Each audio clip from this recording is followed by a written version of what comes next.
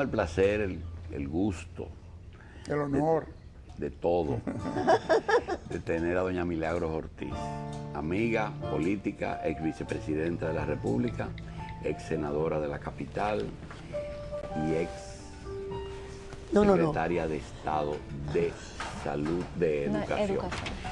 Doña Milagros y el doctor Hanna son vicepresidentes del Partido Revolucionario Dominicano, un partido que, según las encuestas, proyectan ganar las elecciones. Quisiéramos hablar con doña Milagros, que ya Milagros dejó de ser candidata y es una conciencia en ese partido, ¿verdad?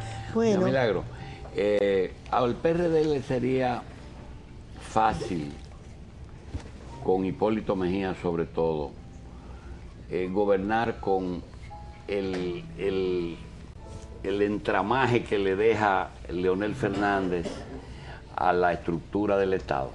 Tienen la obligación de hacer un gran gobierno hacia el pueblo. Hipólito, para poder hacer el gobierno que el país necesita y que le está ofreciendo, tiene que ser un actor, una escucha, una expresión permanente de los anhelos de avance del pueblo dominicano, sobre todo de la transparencia, de la equidad, de la honestidad. O sea, una de las cosas que garantiza un gobierno del compañero Hipólito Mejía es que está compelido a actuar de manera correcta, de manera directa con la ciudadanía y con los sectores, el grupo de intereses que expresa al pueblo dominicano. Mire, una de las cosas que habría que chequear algún día es el corazón de Milagros Ortiz, pero no el corazón sentimental, sino el corazón físico, porque habiendo trabajado primero con el doctor Peña, que aunque era un hombre... Con Bosch primero. Sí, con Bosch, que no era un AO fácil, no era... Peña luego, Hipólito Mejía. Entonces, ella Milagros Ortiz, que es tan ordenada, que siempre tiene su agenda, que siempre tiene sus informes, tener que trabajar con personas con un liderato tan fuerte y tener que quedarse tranquila. Yo creo que no tener lesiones cardiovasculares es un éxito, ¿verdad, William? Porque no se quedaba tranquila, precisamente porque daba salida a esas ansiedades. Pero no se oponía a nada. Sin embargo, tú puedes estar seguro que ella no estaba de acuerdo con la mayoría de la forma, no del fondo. Sí, me opuse. Claro que se oponía. Yo recuerdo que hubo aquí oposiciones que yo hice por la mitad que nos han unido siempre y el respeto que he tenido a los medios de comunicación y principalmente a la revista 110. Yo me recuerdo que yo vine aquí a oponerme a los Juegos Panamericanos. Claro. A los Juegos Panamericanos. Sí. Yo creo que a mí me interesaba mucho más la salud que los Juegos Panamericanos. A los que Hipólito también se oponía, pero estuvo amarrado contractualmente. Bueno, pero hay que saberse desamarrar de vez en cuando, ¿verdad? Entonces, yo te diría que no solamente en ese campo, en el campo de lo profesional, yo he tenido que lidiar con Pepín Corripio. Me fui a la televisión y tuve que lidiar con Jackie Núñez de Risco. Yo fui funcionaria legislativa y tuve que lidiar con la presidencia de Hugo Tolentino Díaz. O sea, la vida me ha dado la oportunidad de estar cerca de grandes personajes. Los primeros que tú mencionaste tienen una importancia nacional que desborda los que he mencionado quizás yo últimamente. Pero todos me han llevado a comprender una parte de la vida, a impulsar cambios y a saber que aún en dificultades se puede conseguir avanzar y mantener principios y mantener esquemas de las cosas en que uno ha creído, porque todas esas cosas, ese proceso, yo participé en la Constitución del 63, y hay una parte de la que me siento muy orgullosa, la que se dice que no habrá nunca hijos naturales, los hijos todos serán naturales. Y a propósito de Constitución y Consejo de la Magistratura, también participó en las reformas constitucionales, pero también participó en el anterior consejo que fue fundamental porque fue la primera vez que se hizo un Consejo de la Magistratura, se nombró la Suprema. ¿Cómo usted vio el consenso de aquella vez y de esta? No importa el resultado, ¿cómo se manejaron las cosas? Aquella vez estábamos obligados al consenso, Julio, porque nadie tenía mayoría. Fue más democrático aquello. Mucho más democrático, mucho más participativo. Ahora lo he escrito, el gran responsable, para bien o para mal, ¿Y el es Leonel resultado Fernández. fue mejor o peor? Yo creo que hay que ver los resultados, pero ciertamente... Tú dices en el tiempo. En el tiempo, yo pienso que nosotros discutimos delante de la gente. Y ahí la resolución de ahora fue una resolución casi de tipo político, dentro de lo que era mayoría, una sola fuerza política dominante. Porque el presidente se aseguró tanto de su control que hasta si hubiera habido un empate, que era imposible, él lo desempataba. Así que aquella cosa fue muy diferente por la composición de las fuerzas que estaban insertas en ese proceso. Este es el año del fortalecimiento del Estado social y democrático de derecho. Eso parece algo como de Carlos Dore, ¿verdad? Complicado, elaborado en eso. No, pero... eso está copiado del artículo 7 de la nueva Constitución. Esa frase, que son todas fabulosas. Sí. Por ejemplo, la que acaba de pasar se llama Año por la Transparencia. Y yo no vi nada transparente. Como mucho es una frase que se escoge como quien dice, este año nosotros vamos a ocuparnos de esto que está aquí, esta frase. ¿Qué es un Estado de Derecho? Bueno, un Estado en que las leyes se cumplen, Ajá. en que se ejecuta, en que no hay, ¿cómo te voy a decir?, violación a la ley 364 de compra de bienes y servicios, un año en que se aplica el CIGEP, un año en que se aplica la ley de presupuesto, la ley de educación, que se aplica la ley de los municipios 17607. Nada de eso. Entonces, el año de derecho es una proclamación, el presidente quiere decir, este es el año de mi Constitución. Pero nadie se haga ilusiones porque no la hicimos con el año por la transparencia. El año por la transparencia vino precedido, don Julio, de una operación que se llamó IPAT, se llamaba Iniciativa Participativa contra la Corrupción. Al IPAT, el presidente invitó todos los organismos internacionales, todos, embajadas, invitó y con un reclamo, decirle que lo ayudaran a luchar contra la corrupción. Y esos organismos se fueron entusiasmados a hacer un plan, un proyecto, y fracasó. Hay un episodio en que usted fue testigo de excepción, y fue aquel día que regresó al país el profesor Juan Bosch. Va a su casa materna, ahí a la Polvorín, donde encuentra a su sobrina, que lo acompaña durante muchísimos años, y comienza la adaptación del hombre que se pasó 30 años fuera, a tratar de ver cosas tan elementales como cómo deben de llamarlo, profesor, doctor, licenciado, y se va por maestro, por profesor. Y comienza a estructurar una organización política que hoy día tiene los mismos ADN, la misma genética, todo el mundo, excepto un poquito de reformismo que quedó suelto por ahí. Pero el PLD y el PRD tienen el mismo papá, tienen la misma génesis y tienen el mismo comportamiento. Ayer le decía a Guido, que es un hijo adoptivo suyo, por lo menos sus primeros pasos lo dio junto con Milagros, le decía que a mí algunos PRDistas lo veo como más cerca de la estructura de Leonel y del PLD que del PRD. Me refiero a Guido, a Milagros Ortiz, a Hugo, a Milton, esa gente que son como tan formales como Leonel.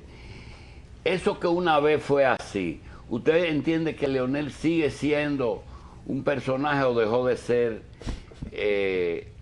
una persona para desdoblarse en un poquito de Balaguer o en un poquito de lo posible, etcétera? Yo creo que algunos de nosotros nos veríamos un tanto ofendiditos si se nos viera como parte de un pensamiento, de una estructura del doctor. No, es de una estructura mental.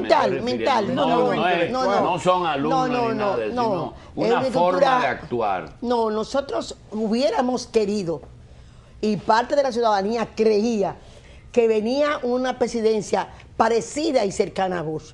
El hecho de que el presidente esté ahora en los últimos lugares de aceptación del continente y de América y de nosotros, indica que el presidente nos ha decepcionado. El presidente es un hombre de palabra formal y de hechos que se contradicen con esa formalidad. Y en ese sentido, hay aspectos, por ejemplo, de la vida de Hugo Tolentino que yo quisiera imitar, en que nosotros somos coherentes con lo que hemos dicho toda la vida sobre la democracia. Por ejemplo, miren ese artículo en lo que se proclama ahora del Estado Social de Derecho. El último parrafito de abajo del artículo de la Constitución dice que el país es democrático, que es una nación que se organiza mediante la división de los poderes públicos. Y nunca ha habido en este país más distanciamiento, salvo las etapas de dictadura abierta como la de Trujillo, más distanciamiento entre el juego de la democracia, que es la división de los poderes. Entonces nosotros, que venimos de un partido que, por ejemplo, en el 94, lo único que pudo tener Peña Gómez agarrado en su mano y el PRD era la justicia, se le entregó a la sociedad.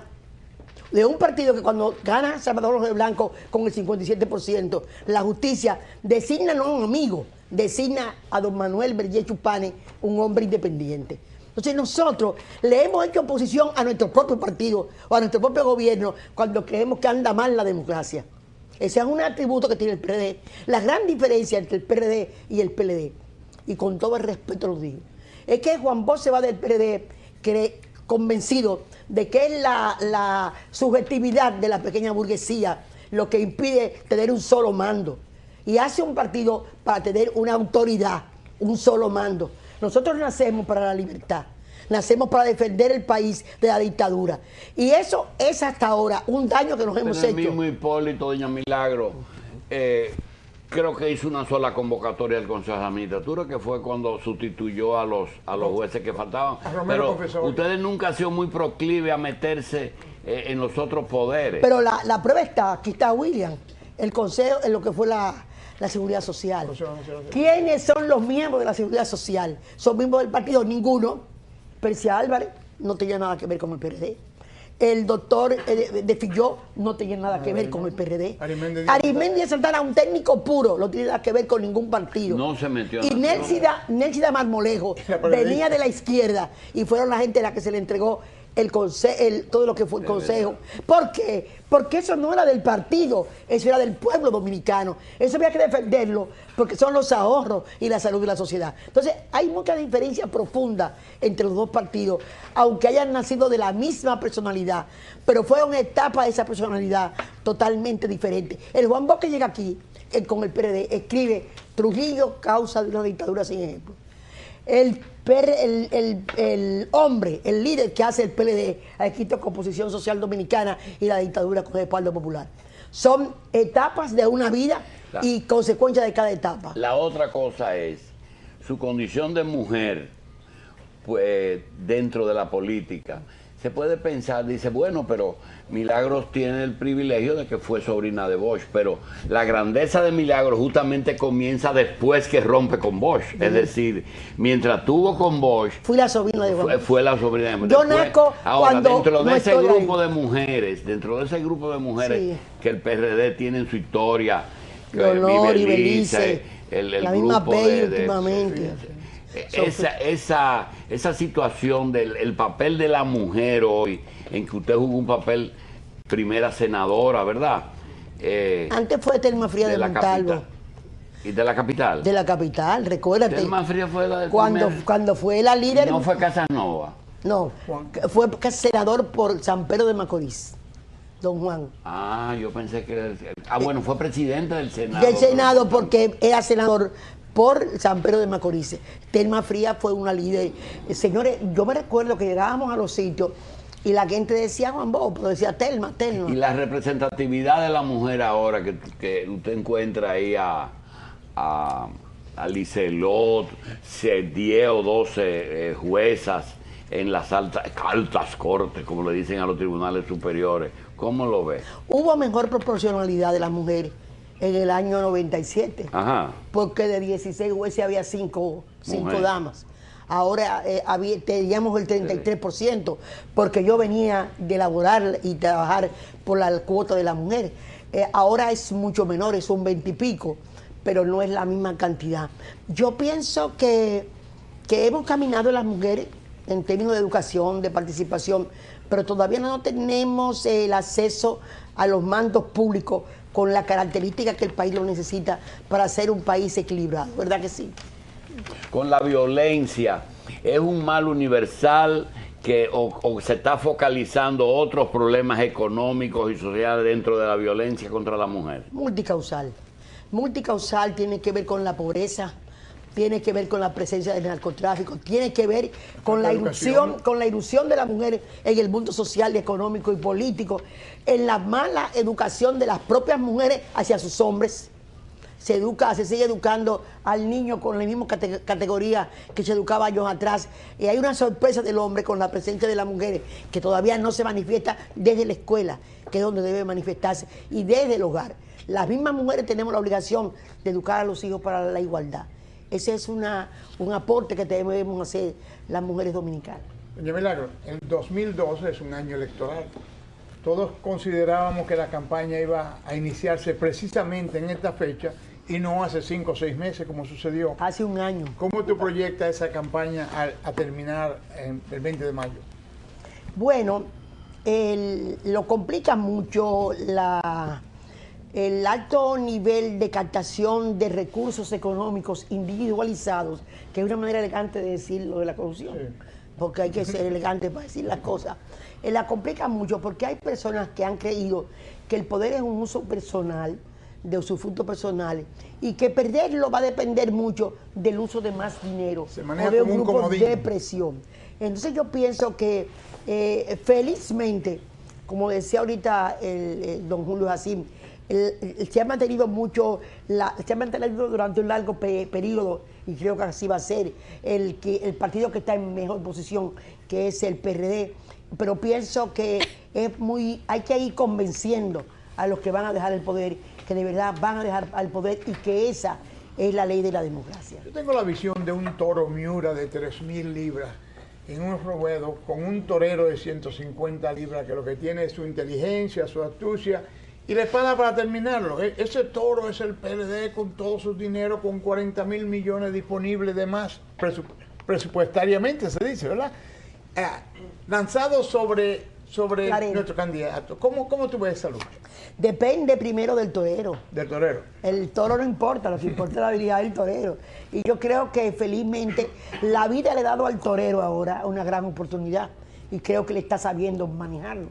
Y además depende mucho del ole, de la que le explican el rodeo, todo lo que es la grada de una corrida de toro. Yo pienso que el ole que estamos diciendo los dominicanos al torero es un ole excepcional, es el ole del cambio, el ole de la transformación, y el ole desafiante para un mejor gobierno, para un mejor partido, para unos mejores resultados. Así que no le tengo ningún miedo, tengo fe en el torero, y tengo todavía mucho más confianza en el manejo del capote. El manejo del capote va a ser en este caso maravilloso. Bueno, habrá orejas y de todo, ¿verdad? No, habrá todo. Habrá todo. Aunque fíjate bien, que puede que lo que suelte no sea un toro, sino un león. Necesita mucho el PRD ganar como partido en un país donde la política es el trabajo. Mira, necesita mucho el país. Y te voy a decir por qué. Te lo voy a decir por qué necesita mucho el país. El país necesita muchísimo eso. Para que tú tengas una idea, Hipólito manejó 281.000 millones en el último año que gobernó. El PLD ha manejado 2.000 billones, 393 millones. Nosotros teníamos ingresos anuales de 97.000 millones. El PLD 390.000 millones anuales de pesos. El total, nosotros podría decirte que hay sitios también que te demuestran por qué tenemos nosotros que ganar las elecciones. Nosotros, si se pregunta porque si el gobierno lo hace bien para el pueblo, estamos en el último lugar de América. Si se pregunta el nivel de transparencia del Estado, estamos en el último nivel de la transparencia. Si se pregunta qué es la eficiencia del nivel con que maneja el Estado, estamos en el último lugar del Latinobarómetro en esa eficiencia. Entonces nosotros, realmente, esto de la pelota y las señas son formidables. Aquí vimos la eficiencia con que se maneja el presidente, está en el suelo, ha venido bajando últimamente.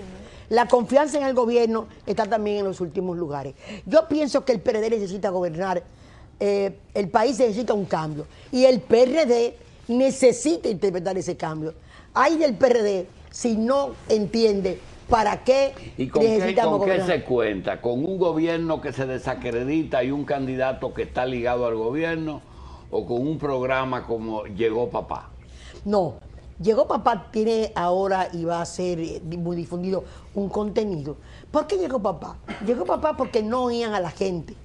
Porque la gente hablaba del 4% y no lo oían. Estaban huérfanos. Porque la gente quería salud y no había salud. ¿A qué llegó Papá? Llegó Papá para la avanzada en alimentación. El 4% no es originario del PRD. No, de la ley. Ustedes lo asumieron. No, lo asume el movimiento. Pero el 4% lo pusimos los PRDistas también en la ley. Recuérdate que la ley fue aprobada en el 97, en la época en que teníamos una mayoría sustancial en el Senado y en la que me correspondió a mí el papel de presidenta de la Comisión Permanente de Educación del Senado de la República y en la que jugamos un papel impulsando la ley. El 4% como movimiento es un movimiento social y nosotros somos parte de la sociedad. Esa sí que es una cosa real. Igual que la tarjeta de solidaridad, se introdujo en relación a educación. ¿Cómo se llamaba entonces? TAE, tarjeta de apoyo escolar. Se aplicó la técnica que decía en el estado de Curitiba, se llamaba Bolsa Escola, viene del Brasil, se hizo con la más alta tecnología, se entregaba a la familia con un reglamento. Cuando el niño faltaba 3 días a la escuela, se retiraba ese mismo mes. Y fue una etapa creativa en la que no hubo desorden, en la que nosotros llamamos al Banco Mundial para que el Banco Mundial nos ayudara a regir, a ver diferente la parte de política social, no solamente la educativa, porque en educación se estaba dando el fenómeno del desayuno escolar y de la tarjeta. Y llamamos al Banco Mundial y el CIUBEN, ese que es el censo de pobres, lo iniciamos nosotros por petición a los organismos internacionales. Así que nosotros creemos en la transferencia condicionada, a cambio de cosas que saquen a la gente de la pobreza, no para mantenerla en la pobreza y todos los años salir a dolernos en la cena de Navidad. De educación y de salud. Ambas cosas estaban ligadas a la tarjeta. Sí. La madre tenía que amamantar al niño, hervir el agua, lavar las manos, vacunarlo. Estaba ligado a una visión de la incorporación de la familia, al cuidado de la salud y la prevención, porque aquí si no hay prevención, nunca va a haber seguridad social. No hay quien financie una seguridad social sin prevención. Vamos a una pausa con doña Milagro Ortiz.